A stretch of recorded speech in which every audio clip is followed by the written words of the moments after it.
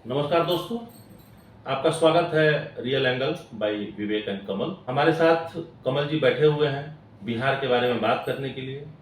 अभी बिहार चुनाव खत्म हुआ, आप लोगों को बेसब्री से इंतजार होगा कि चुनाव में जीत कौन रहा है, हार कौन रहा है।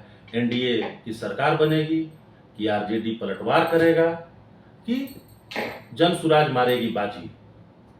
इस चीजों को समझने के लिए हम चर्चा करेंगे, कमल जी से बात करेंगे, एनालिसिस करेंगे और समझेंगे कि बिहार में आखिर क्या हुआ, किन मुद्दों पे चुनाव लड़ा गया, कितनी सीट आ रही है।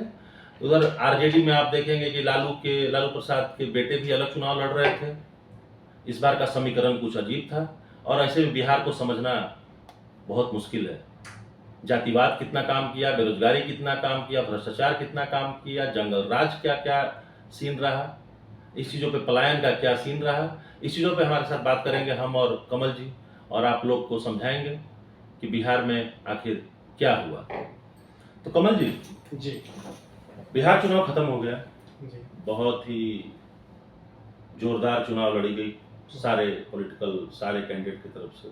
लगभग 1300 के करीब में कैंडिडेट अपना किस्मत आजमाया वहां पे। क्या लगता है आपको बिहार में कैसे है, जन सुराज का रोल क्या लगता है आपको? एनडीए के बारे में हर कोई बात करता है, आरजेडी के बारे में हर कोई बात करता है।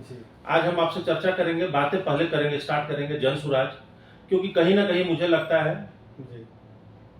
कि उसकी प्रयास अच्छी है। इसीलिए पहले जन सुराज के बारे में आप क्या सोचते हैं, क्या लगता है आपको? जन सुराज कहाँ रहेगा, अर्श पे रहेगा, फर्श में रहेगा, कहीं बीच में झूल रहे होंगे? जी विवेक जी, सबसे पहले हम लोगों को ये समझना पड़ेगा कि जो गोदी मीडिया के सर्वे और उनके पोल्स के आंकड़े आए हैं उसके हिसाब से तो जन स्वराज कुछ कर ही नहीं रही है। उसमें तो उन लोगों ने उनको 0 सीट्स दिए हुए हैं। तो 0 सीट्स का मतलब कि हो सकता है कि वो 5% से भी नीचे उनके जन स्वराज कुछ नहीं कर रहा है उनके। आप किसी का भी सर्वे उठा लीजिए, कम से कम बीसीओ संस्थान ने उनका सर्वे किया हुआ है। मतलब 0 सीट बोल रहे हैं क्या? 0 सीट बोल रहे हैं लगभग हर एक पोल में। और तभी तो भाई साहब ऐसा है, तभी तो बिहार है जी। जन स्वराज बिहार में काफी अच्छा प्रदर्शन कर रही है। हमारे सर्वे के नतीजों में यही दिख रहा है कि एक अच्छा परसेंटेज गेन कर रही है और सीट में भी एक ऐसे नंबर्स को पहुंचने की कोशिश कर रही है जिससे बहुत सारे खेल बन सकते हैं, बिगड़ सकते हैं। अच्छा जी, तो उसको हम हल्के में नहीं ले सकते। मेरा मानना है कमल जी, मैं 80 दिन से लगभग हमारी टीम, लगभग 100 से ज्यादा लोग हमारे हर एक विधानसभा में माइक लेके 80 दिन घूमे हैं वहां पे। उससे एक चीज तो समझ में आया मुझे कि इस बार का चुनाव भ्रष्टाचार, बेरोजगारी, पलायन, जंगल राज, इन सब चीजों का मुद्दा जोरदार रहा है। होता क्या है समझने की बात कि एनडीए, तेजस्वी जी और प्रशांत किशोर जी, जितने भी ये पार्टी, सब एक ही मुद्दे पे चुनाव लड़ रहे थे, लेकिन जनता किसको विश्वास करेगा ये समझने की बात है। और जनता विश्वास कैसे करेगा, क्या करेगा, इसको हम बाद में बताएंगे। उसको रिजल्ट बताएगा क्या है क्या नहीं है, हमारी एग्जिट पोल बताएगी। क्योंकि हमारी बहुत गांव-गांव तक हमारे लोग गए हैं और हर एक लोगों का व्यू समझा है और ये समझा है कि क्या मुद्दे हैं चुनाव में और आपका वोटिंग किस मुद्दे पे होने वाला है। जी बिल्कुल। तो अभी मतदान का प्रतिशत जो रहा है उसके हिसाब से आप क्या देखते हैं कि बिहार में सत्ता परिवर्तन की संभावना लग रही है या किस तरीके का आप माहौल समझ रहे हैं इन वोटिंग परसेंटेज से जो अभी बढ़ा है? देखिए, अगर ब्रॉडर सेंस में समझा जाए, जहां तक राजनीतिक पंडित जो होते हैं, कहीं भी अगर वोटिंग परसेंटेज बढ़ता है तो एक बदलाव की संभावनाएं मानते हैं लोग। लेकिन देखिए, ये है बिहार, ये है बिहार, यहाँ पे क्या हो जाएगा अनप्रिडिक्टेबल बिहार है। बिहार की आप भविष्यवाणी नहीं कर सकते हैं, ये समझ लीजिए। वोटिंग परसेंटेज आज के परिवेश में बिहार का सबसे ज्यादा वोटिंग परसेंटेज हुआ पूरे इतिहास का। पूरे इतिहास में, जी। 66.9%। 9.4% पिछले, अगर आप विधानसभा में बात करें तो लगभग जो 55-56% था, 57%। 57% था। एग्जैक्ट आंकड़ा याद नहीं है जी। पिछले साल का, 2020 का, जी। पिछले टर्म का, हम्म। लेकिन 57 करीब में परसेंटेज था। 9.4% से इस बार ज्यादा वोटिंग हुई। जी। अब वोटिंग ज्यादा क्यों हुआ? हम्म। इस बार का जो विधानसभा चुनाव बिहार का हुआ वो छठ के तुरंत बाद था। हम्म। पहले छठ बाद में होता था, इस बार छठ पहले आ गए। हम्म। और आज भी जितने आपके काम करने वाले मजदूर हैं बिहार के, जितने लोग बाहर काम कर रहे हैं, वो छठ में घर जरूर आते हैं। लेकिन उसका भी क्रेडिट तो जनसुराज के प्रशांत किशोर ले रहे हैं। इसमें देखिए, कहीं इसमें इफ एंड बट नहीं है कि जनसुराज ने एक नए राजनीति का विकल्प खोजा और नए राजनीति के मुद्दे लाए। नहीं तो वोट चोरी, SIR, इस सब से कोई मुद्दा नहीं। पलायन का मुद्दा आया, बेरोजगारी का मुद्दा आया, हाँ, बिहारी फर्स्ट का मुद्दा आया, हाँ, मैं भी बिहारी, ये मुद्दा आया, बिहारी फर्स्ट, बिहार फर्स्ट का मुद्दा आया। तो ये सब प्रशांत किशोर कहीं ना कहीं देखिए, परिणाम जो प्रयास उनका बहुत अच्छा था। जी। वो बयान पे हम नहीं जा रहे हैं, हम जनता क्या समझ रही है, जनता क्या सोच रही है, जनता के मन में क्या है, और जनता किसको वोट दे रही है, हम इस पे अपनी एनालिसिस करके लाए हैं। और हमारे पास पूरा सर्वे पड़ा हुआ है जी।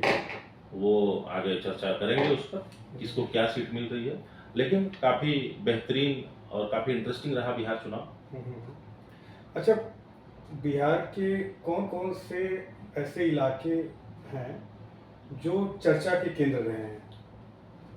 देखिए, एक तो समझना पड़ेगा बिहार में, पहले तो 3 सीमाएं के हिसाब से बिहार को काट लीजिए। सीमांचल, जी, ठीक है, मिथिलांचल, और इधर अवध, सॉरी अवध बोल रहा हूँ, मगध। हाँ? तो इन सब चीजों के में अलग अलग जाति समीकरण भी है। बिहार में सबसे अगर कुछ काम करता है तो जातीय समीकरण, तो बिहार में सबसे ज्यादा जातीय समीकरण का ही फॉर्मूला काम करेगा, ये चीज है। बाकी तो नंबर पलायन और रोजगार भी मुद्दा। देखिए, मुद्दा है, बात समझिए, सारे मुद्दे हैं, बट ये बिहार है। लेकिन राहुल गांधी जितना SIR पे फोकस, कहने का मतलब वोट चोरी पे जितना फोकस किए, क्या लगता है कि उन्होंने गलत मुद्दे के साथ अपने आप को प्रोजेक्ट कर दिया इस बिहार चुनाव में? नहीं, राहुल गांधी, देखिए ऐसा है कि जनता के बीच में राहुल गांधी वहाँ कुछ पॉपुलर नहीं है। मतलब कांग्रेस भी नहीं है।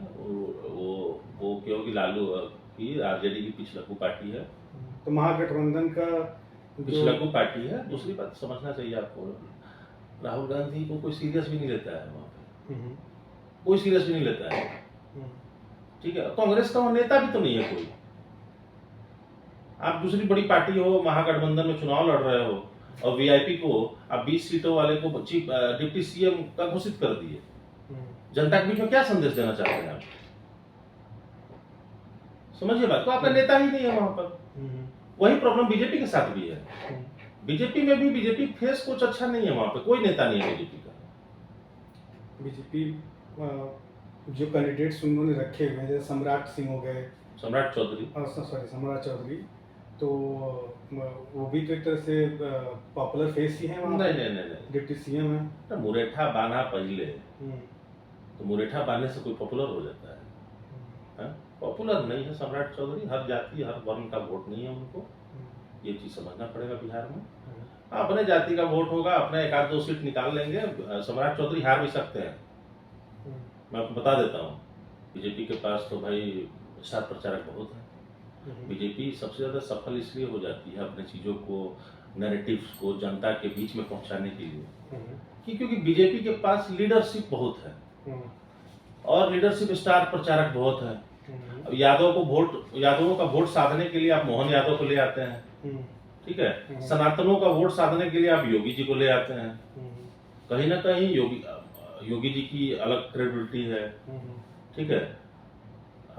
रेखा गुप्ता, दिल्ली वाले जो प्रवासी गए होंगे उनके लिए रेखा गुप्ता को अपने 18 सभाओं 20 सभाएं करवाए वहां पे। योगी जी की एक रैली में तो लोग पेड़ के एकदम सबसे वो रहेगा, वो ऊपरी सिरा पे बैठ रहेगा, लेकिन उससे कुछ होने जाने वाला नहीं है। और एग्जिट पोल इसमें काफी अच्छा है और मजेदार है, लेकिन इतना है कि स्पष्ट बहुमत किसी को नहीं है। अच्छा, हमारे सर्वे में किसकी बहुमत बनने जा रही है? हम अगर बताएंगे तो आप शॉक हो जाएंगे। बहुमत किसी को नहीं। क्या बात कर रहे हैं? ये है हमारा सर्वे। अरे तो ये है हमारा सर्वे, और अगर ये सर्वे गलत हो गया तो ये ऑफिस को तोड़ देंगे, कंपनी बंद कर देंगे। अरे महाराज, कम से कम 90% से ज्यादा, 90% मैं बल्कि कम बोल रहा हूँ, 100% जितने भी सर्वे हुए हैं उसमें तो एनडीए को सीधा सीधा बहुमत दिया गया है। गोदी मीडिया की बात कर रहे हैं क्या? नहीं, मतलब एनडीए को बहुमत तो लोकसभा में ही मिल रहा है। भाई क्रेडिबिलिटी तो उन लोगों ने बनाया तो है। देखिए सर, ऐसा है, पुराने जितने भी सर्वे हैं, पुराने सर्वे में तो उनकी जो उन्होंने ऑफिस में बैठ के, एसी में बैठ के सर्वे नहीं होता है। धूप में तपना पड़ता है, जलना पड़ता है, तब सर्वे होता है। तो वो लोग अपने बंदों को भेजे नहीं थे? सर, वो सब पैसा कमाने के लिए भेजता है। लेकिन आप ये कह रहे हैं कि हम उतना टिक्का टिप्पणी नहीं करेंगे, हमारा काम है हम सर्वे बता देते हैं। तो आप ये कह रहे हैं कि एनडीए की सरकार नहीं बन रही है? किसी की सरकार नहीं बन रही है, त्रिशंकु है, भंग है। अच्छा, अब ये अब क्या होने वाला है वो मैं आपको बता देता हूँ कि बीजेपी 75 सीट ला रही है बस। जेडीयू 25 सीट, लोक जनशक्ति पार्टी रामविलास 13 सीट, हम 2 सीट, टोटल एनडीए जो आ रहा है 115।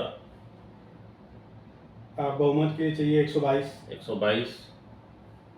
अभी आगे मजेदार खेल देखिए आप। आरजेडी 74। अब बोलेंगे आरजेडी 74, कहीं ना कहीं देखिए यादवों का वोट है, मुस्लिमों का जातीय समीकरण है। कांग्रेस 15, मैं आऊंगा उस पर। Congress 15, CPIML 5 seat, VIP 2 seat, Mahagathbandhan को मिल रही है टोटल 96 सीट।